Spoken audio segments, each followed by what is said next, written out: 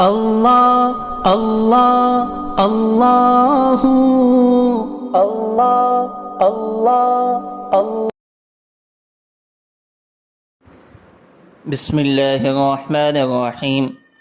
الحمد للہ رب العالمین والصلاة والسلام علی سید المرسلین وخاتم النبیین محمد وآلہ واصحابہ اجمعین، اما بعد فقد قال النبی صلی اللہ علیہ وسلم: من صلى الضحى 12 ركعة بنى الله له قصرا في الجنة من ذهب، أو كما قال النبي صلی اللہ علیہ وسلم۔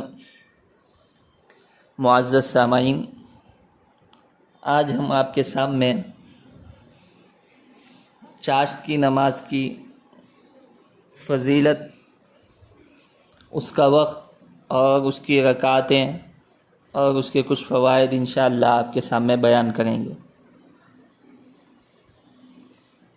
سب سے پہلے چاشت کا وقت کب سے شروع ہوتا ہے، کب تک رہتا ہے، یہ بات آپ ذہن میں رکھ لیں۔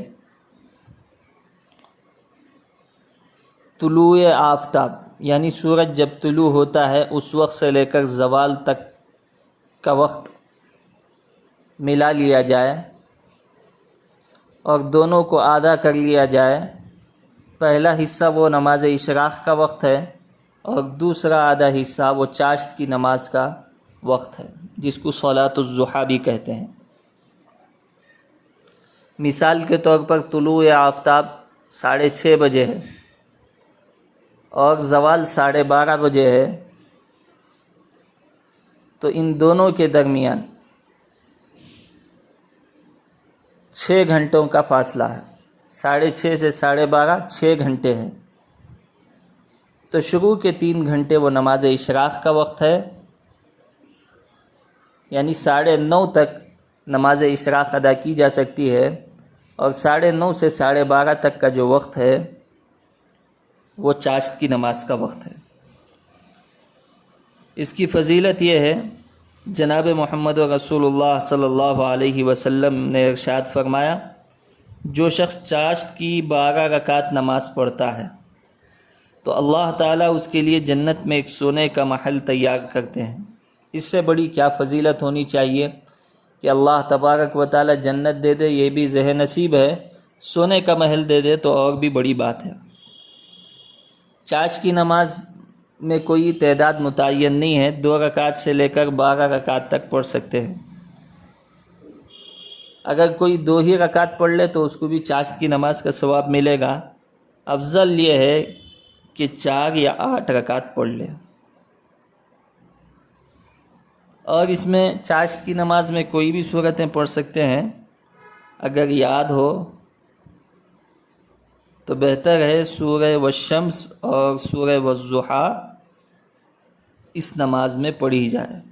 یاد نہ ہو تو کوئی بھی سورت آسانی سے پڑھی جا سکتی ہے جو ہم کو یاد ہو، جیسے چھوٹی صورتیں ہیں علم ترا سے لے کر والناس تک، اس میں سے بھی کوئی صورت یاد ہو تو اس کو بھی پڑھ سکتے ہیں۔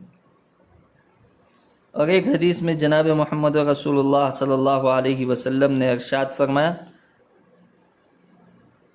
صبح ہوتے ہی تم میں سے ہر ایک آدمی پر اس کی ہر ایک ہڈی کی طرف سے صدقہ لازم ہوتا ہے، یعنی 360 جوڑ ہیں، 360 جوڑوں کا بھی صدقہ ہر انسان کو روزانہ دینا ہے۔ پھر آپ علیہ السلام نے فرمایا کہ سبحان اللہ کہنا صدقہ ہے، الحمدللہ کہنا صدقہ ہے، اللہ اکبر کہنا صدقہ ہے، اور نیکی کا کام کرنا، حکم کرنا صدقہ ہے، اور برے کام سے روکنا صدقہ ہے۔ اور پھر فرمایا کہ چاشت کی 2 رکعتیں پڑھ لینا ان تمام صدقات کی طرف سے کافی ہے۔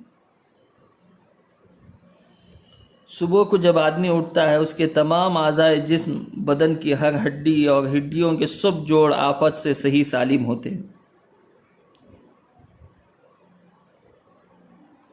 اور آدمی اپنے روزمرہ کے مشاغل و معمولات کے قابل ہوتا ہے، تو اللہ تعالیٰ اس نعمت عظمیٰ کے شکریے میں ہر عضو اور ہر جوڑ کی طرف سے صدقہ دینا کا حکم فرمایا ہے۔ اور صدقہ صرف روپیے پیسے ہی کا نہیں، کوئی نیک کام کرنا بھی صدقہ ہے۔ اور سبحان اللہ الحمدللہ کہنا بھی صدقہ ہے، اللہ اکبر کہنا بھی صدقہ ہے۔ اور جو شخص ان کاموں کو نہ کر سکے وہ چاشت کی نماز پڑھ لے تو اس کے تمام بدن کے جوڑوں کا صدقہ ادا ہو جائے گا۔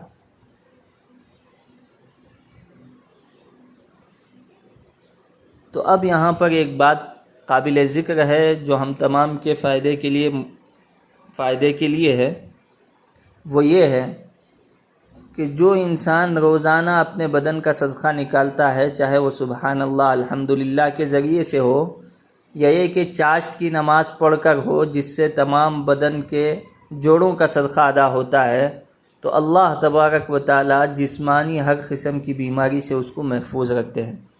تو اس وجہ سے کوشش کرنی چاہیے کہ جو وقت بتایا گیا ہے اس میں چاشت کی نماز کا اہتمام کریں، گھر میں ہو، آفس میں ہو، دکان میں ہو، جہاں بھی ہو، اس قیمتی نماز کا ہم تمام کو اہتمام کرنا چاہیے۔ اللہ تعالیٰ سے دعا ہے کہ اللہ تعالیٰ فرائض کے ساتھ سنن و نوافل بھی بجا لانے کی ہم تمام کو توفیق نصیب فرمائے۔